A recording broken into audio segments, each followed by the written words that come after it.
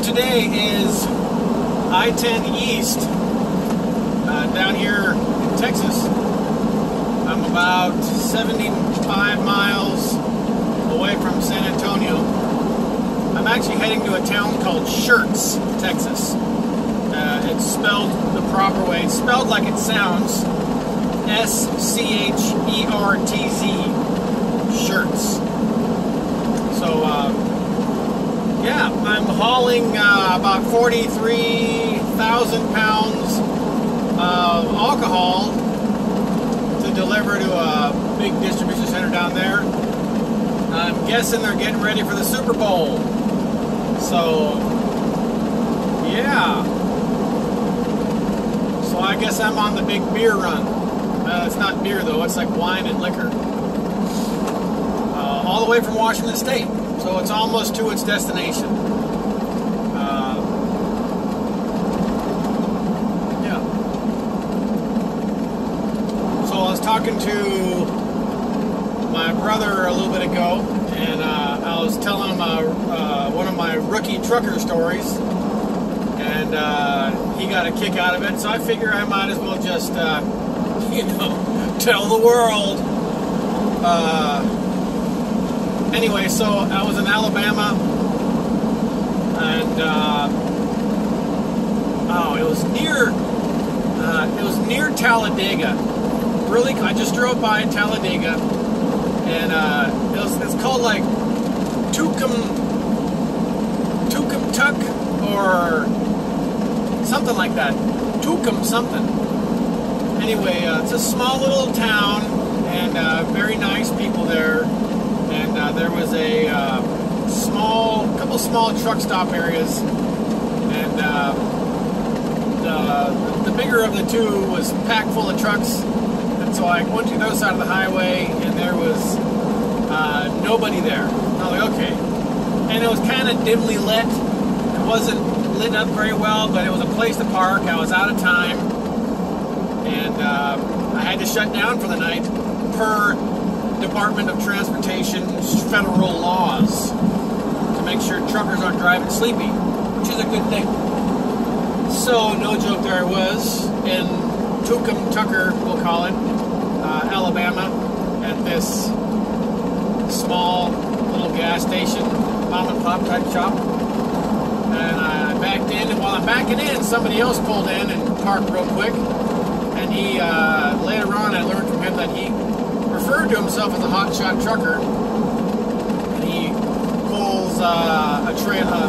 He has like a F250 or F350, and he has like a 20-foot enclosed trailer. He hauls stuff, you know, around for people. And so as we talked, I learned that the guy doesn't have a driver's license, doesn't have insurance, and is doing this all on the down low at night to avoid way stations and being pulled over during the day. So I'm thinking, oh, kid, no. And this guy, you know, we're standing by my truck talking at this point. He was back behind me, like, you know, having a flashlight. It was dark.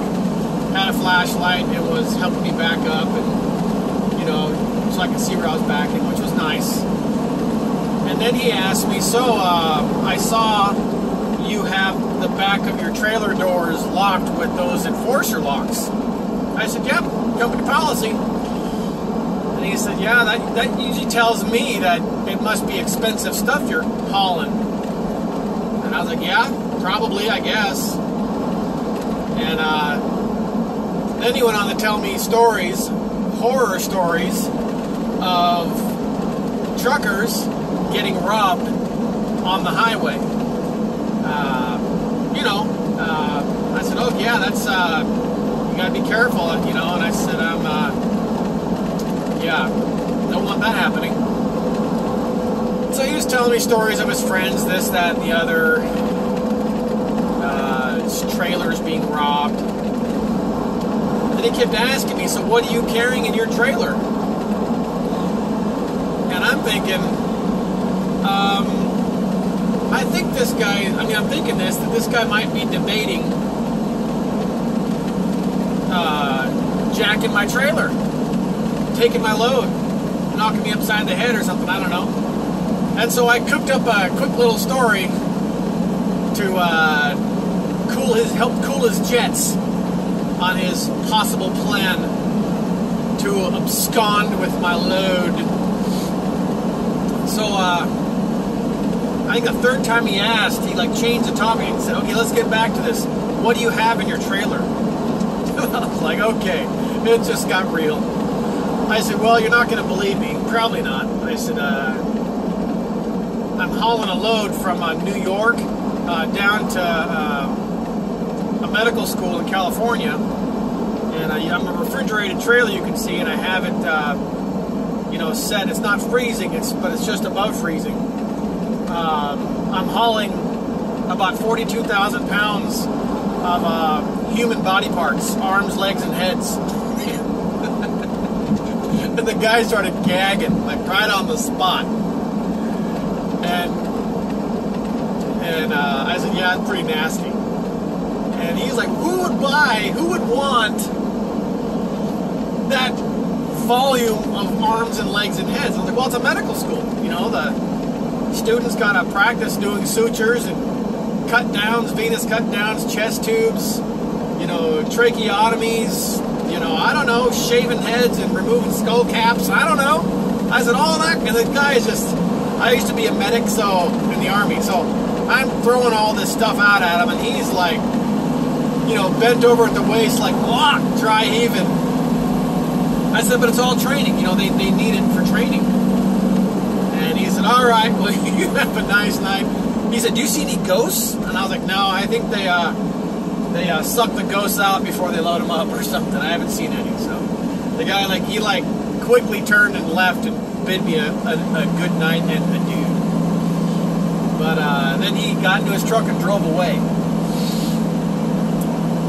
So I almost robbed, saved from a gory story that I call it tactical deception. Tactical deception. There's a proverb in the Bible, and a proverb, no, it's a psalm. I don't know where it's at. I read it in the psalm. It really kind of amazed me. And King David, either King David or Moses wrote it, but they were telling the Lord, punish those who are deceitful without cause. And so I had a cause to be deceitful. This guy was about to fry my bacon,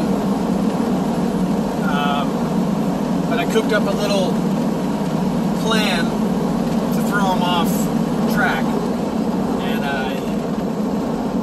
he moved to some other place to, I don't know, rob somebody else. But a little creativity went a long way that night. I was not hauling body parts. I was hauling tri-tip steak, cheeses, and other yummy stuff that any God-fearing American would love to eat. So, anyway, that's my rookie trucker story for the day. I hope you're enjoying your review. I sure am, driving through it. Yeah. I believe I'll be driving through Austin. No, that's on the way. I don't know. Either today or tomorrow. Either on the way to San Antonio, or Shirts, common spelling, or on the way home I'll be driving by Austin. I would really love to stop by this place in Austin called the Taco Experiment, because they make, in my experience, which is not all that vast, they make the best tacos in Texas. I don't mean to offend. That's just my 2-cent opinion on that topic. Anyway, let's see if I can get by this guy. But being that I'm 73 feet long as a vehicle, I don't think I'll be stopping by the Taco Experiment to get any tacos. However, I might do a DoorDash and have it delivered that way. Alright, let's see if I can get by this cat.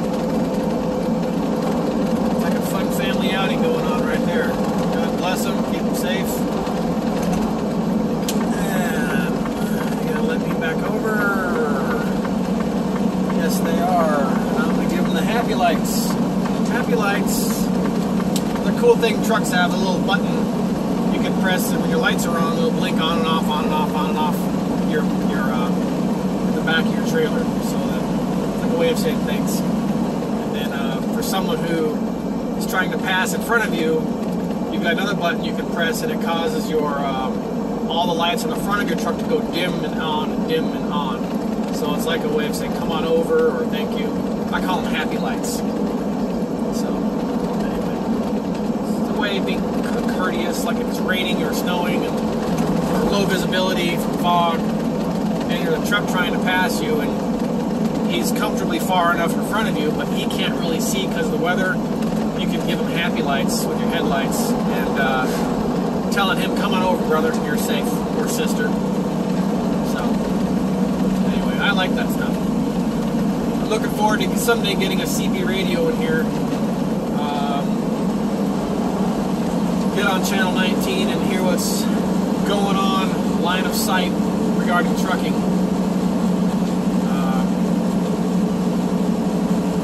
I guess it's not what it used to be back in the 60s, 70s, and 80s when they used to have caravans. You know, like 60 trucks caravanning crossing these great states of ours. They would, you know, chat it up, and everybody had their little handles and call signs, and Wolfman Jack would call in, blah, blah, blah, or pipe in. That was radio, but anyway. We'll see someday. On another similar topic, I know ham radio. My brother is he's a general. It's start with a technician, and there's, I think general is the next one, then there's like Jedi Knight is the top level of a ham radio operator. So he's almost a Jedi Knight, but he is building 2-meter dipoles for people in his club that he's part of, and he's able to reach out to people, you know, around the world, in Japan, in Israel. He talked to somebody, or made a contact in, Australia. Anyway, so, but there's ham radio operators out here driving long-haul trucking. I think it'd be, at some point I need to get my technician's license so I can join that bandwagon. Anyway, that'll happen sometime.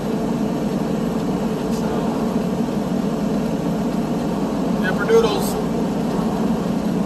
Alright, well,